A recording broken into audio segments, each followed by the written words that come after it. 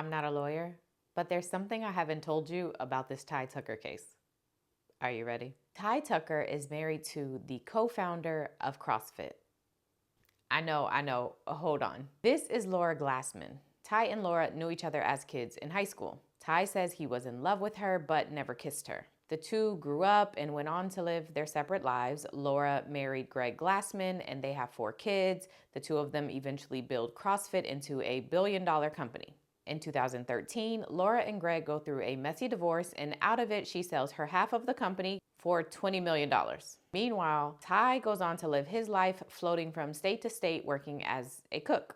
Well, fast forward to 2017, Ty gets arrested for this murder, and Laura comes across the news on her Facebook. She reaches out to him, learns that he didn't have an attorney and he needed help.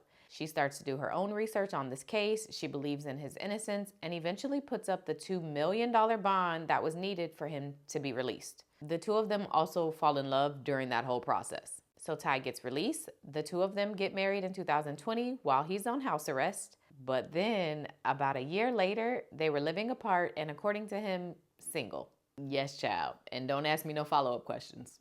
Okay, so let's talk about day 4. Yes, Ty was late. See, the prosecutors are here, but the defense table is empty.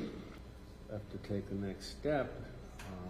Don't really want to do that. Well, here, Mr. Tucker's graced us with his appearance. I was just talking about the pattern repeating itself. If I didn't know better, I'd swear you were doing it intentionally, sir.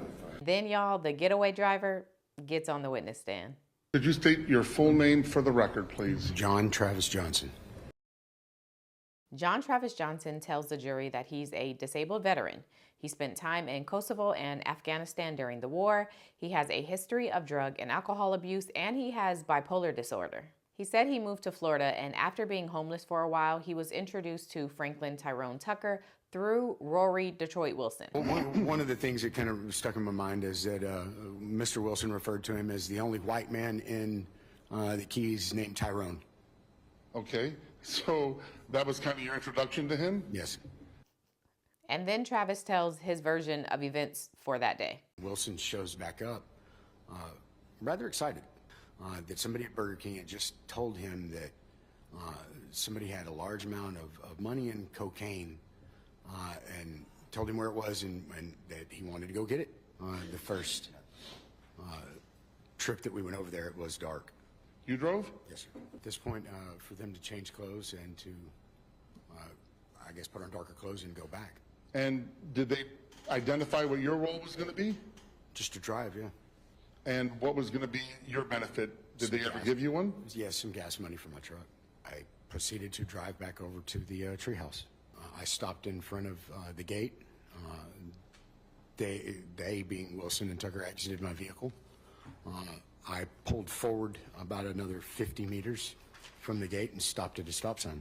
And what weapon was Wilson carrying? A pipe. What about this defendant? He was carrying a knife.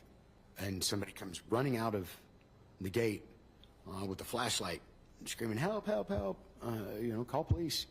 At this point, I'm thinking, I'm out of here. I'm not dealing with this. And I round the corner and I take off back to the apartment or the warehouse. And then Ty gets up to do cross-examination, and he starts off kind of hot. You were in the military. Yes. And did you ever kill anybody? I have done my job. I believe you need Yes, to I give have. Yes, you have. Okay, great. And from there, things just get increasingly more awkward. The days are fuzzy, Mr. Tucker. I know that it was the day of the raid. Still don't think you're lying. No, I don't, Tucker. I didn't know that's what it was called. I knew where it was. Nobody referred to it. We're going to the treehouse. I didn't know what it was called. We're going over here to this place where the crack is.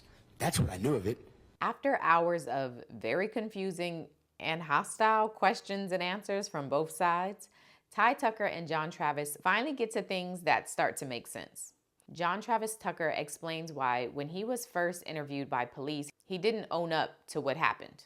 I didn't want to admit that it was me, but I was in grips and in shock of the fact that they had me on video And I was vacillating between whether or not I wanted to own this and confess, or hope to God that they couldn't ID me, when I knew in my mind it was me. And then Ty finally starts to paint the picture of what his true defense is when it comes to John. According to Ty, detectives are the ones that fed this getaway driver story to John. They are the ones who implicated Ty in this whole thing, and then Travis just agreed with what they said. There's two sides of the story, Travis. The side of all the people that got jammed up in a bad. Now, Mr. Johnson, would you agree that, again, it seems to be that Captain Phelps is implying heavily that I had something to do with this? Yeah, she's trying to coax the truth out of me. Would it be very easy for you to fill in those details? Yes. If you actually were there, took part in it? Yes. Okay. And as more than a driver? As more than a driver. Well, she gave you, you're the driver now. This is where it comes from, right? No, this was the truth. I was the driver. It was my truck. Of course I drove it. But this is the first time we've ever heard of this. In this scenario from another detective. Any she was detective. identifying me as any detective. Yes, I was being identified as the This is the first time. driver. This is the first time it's come up, though, right? They did it earlier in the previous part of the interview. David Fernandez was saying we have pictures of your truck. But did he say you were the getaway driver? I don't recall. You didn't specifically give them any details of your involvement in the crime prior to this? No. Okay. From there, Ty revisits Travis's reason for participating in this crime and the inconsistencies between the testimony that Travis is giving today versus the version of events that he gave to police back in 2017. You know it's going to be an armed robbery, correct? Yes. Okay. Why would you want to participate in an armed robbery without getting paid? I didn't want to get paid because I didn't know, number one, what was going to be taken. Number two, I didn't know you guys. Number three, I did kind of want to get paid because I wanted gas money in my truck. So honestly, there was motivation for me to get involved. Plus, the addiction in my mind of wanting to get high. Did you just say that Yes, I did. I'm the one who said there's Yes, I money did. at the treehouse, and I got it from Burger King? Yes, that you did. Okay. That was inconsistent with mine. Number one, confusing you two with each other. What does Rory Wilson look like? He's black. Your name's Tyrone. I know my name's Tyrone, but that doesn't make me black. No, it doesn't. But that was Okay. the confusion between the two. Is the Okay, name just- Tyrone, in my mind, correlates to a black man. Unfortunately, I don't mean to, sound racist, but that's probably where the confusion in my mind started.